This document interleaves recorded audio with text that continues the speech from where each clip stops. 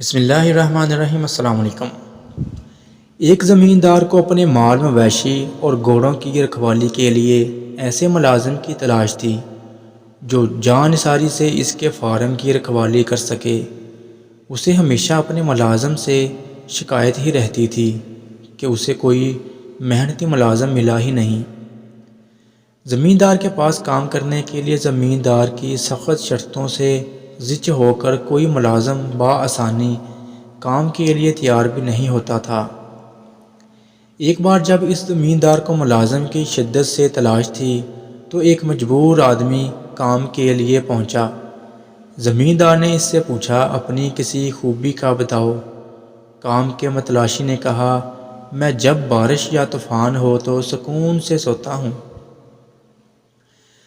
زمیندار کو اس شخص کی بات کی کوئی خاص سمجھ تو نہ آئی، مگر آنے والی سردیوں اور بارش و آندھی طوفان کے موسم کے خدشے کے مارے بمشکل دستیاب اس شخص کو کام پر رکھ ہی لیا۔ ایک رات کو جب طوفانی بارش ہو رہی تھی، مکانوں کی چھتیں آندھیوں سے اڑ رہی تھیں، تو انجانے اس کے ڈور ڈنگر کے ساتھ کیا ہو رہا ہوگا، زمیندار اپنے اثاثوں کی عدم تحفظ کے خدشات کے مارے اپنے فارم پر پہنچ گیا۔ کیا دیکھتا ہے کہ ملازم مزے سے رضائی اوڑھے گہری نیند میں غرق سو رہا ہے۔ زمیندار نے غصے سے دھاڑتے ہوئے ملازم کے منہ سے رضائی اتاری، پھینکی اور اسے نیند سے جھنجھوڑ کر بیدار کرتے ہوئے کہا، تم کیسے انسان ہو؟ باہر بارش کے طوفان نے تباہی مچا رکھی ہے اور تم یہاں مزے سے سو رہے ہو۔ ملازم نے کچھ نہ سمجھتے ہوئے اپنی نیم آنکھوں سے زمیندار کو دیکھتے ہوئے کہا، لیکن میں نے تو آپ کو پہلے ہی کہہ دیا تھا کہ میں جب بارش ہو یا طوفان سکون سے سوتا ہوں۔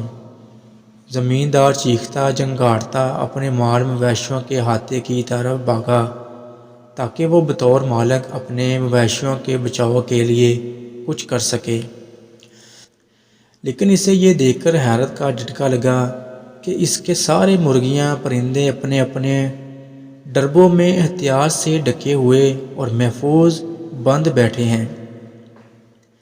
حلال جانور سکون سے جگالیاں کر رہے ہیں اور گھوڑے تندرست و توانا سردی سے محفوظ سکون سے کھڑے ہوئے ہیں۔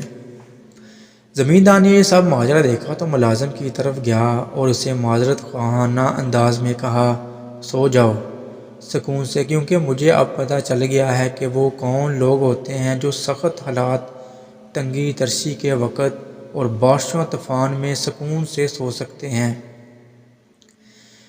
جب کوئی شخص اپنے کام کو اچھے طریقے سے سر انجام دیتا ہے، آنے والے خدشات کا توڑ پہلے سے بنا کے رکھتا ہے، وہ آنے والے کل کی پریشانیوں سے بے خطر ہو کر سوچتا ہے۔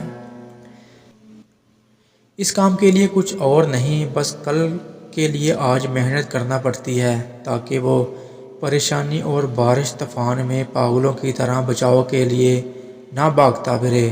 جب پریشانیاں گھر لیں تب طاعت کی طرف نہیں بھاگتا، ہر حال میں شکر گزار بندہ ہوتا ہے۔